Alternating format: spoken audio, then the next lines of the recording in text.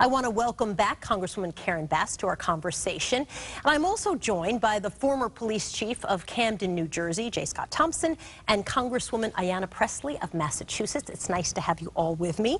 If I may begin with you, Congresswoman Pressley.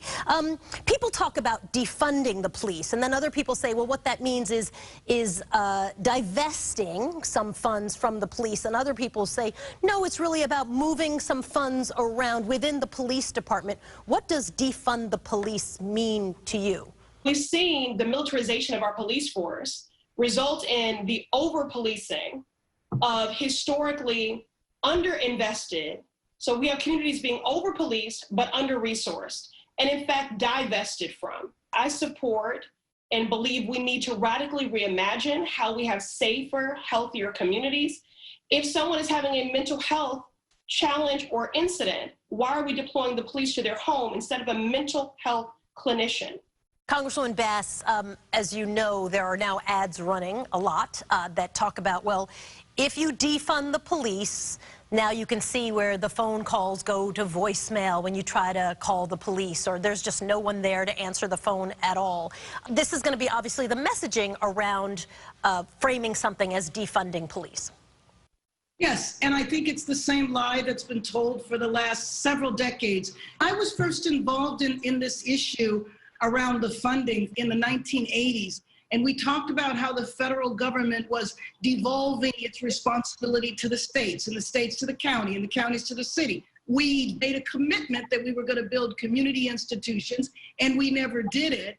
And then we started investing all of the resources to fight quote-unquote crime, as opposed to looking at the root causes. So the lie that is being told about no one is going to respond to a 911 call is the same lie that led to us investing all of our resources in policing and shredding the safety net. Chief Thompson, you've heard from both Congresswomen kind of a draft of what serving the community from a policing standpoint could potentially look like. You were the chief in Camden, New Jersey. Walk us through why Camden has been held up as a model for how you could think about defunding or reinvesting in policing. What happened there? So when you look at the city of Camden and its history, a city that had major race riots in the 60s and 70s that were precipitated by police violence, failing school systems. It was a perfect storm of social inequities. And in 2013, we had fired the entire city police force and started a new county police force. And what that gave us the ability to do was to create a new culture and a new policing paradigm to try to address what was seeming to be intractable issues that vexed the city.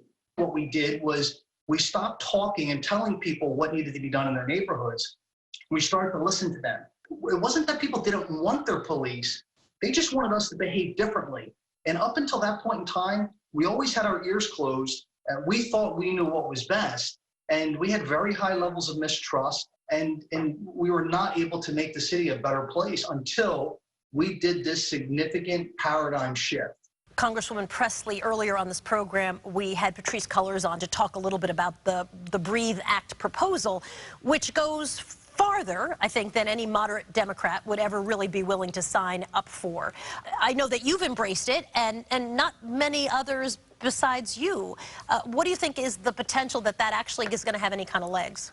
I think it is exactly the sort of responsive reframe and paradigm shift that we need to be offering legislatively when it comes to racial justice and true justice writ large. And the Black Lives Matter transitioning into a movement for Black lives, if you acknowledge the fact that the disproportionate hate, hurt, and harm that has been foisted onto Black Americans was precise, discriminatory, draconian, and it was legislated. Now we have to legislate healing and justice.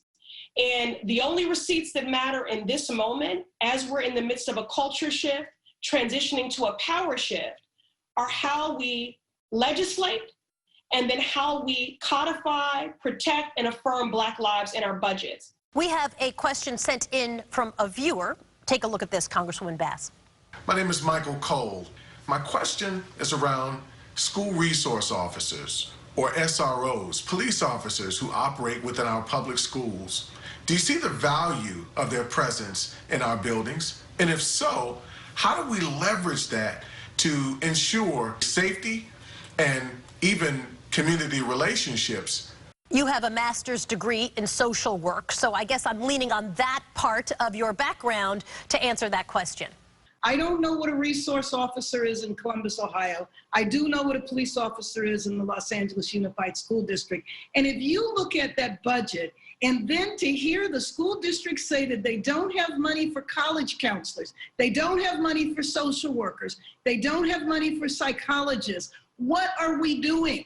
We are replicating the same issues that we have in the city where we criminalize social, economic, and health problems. Instead of investing all of the money that it takes for law enforcement, why don't we invest it in prevention in the first place? That is something that I believe needs to be done. Congresswoman Karen Bass, Congresswoman Ayanna Pressley, and Chief Scott Thompson, thank you for joining me.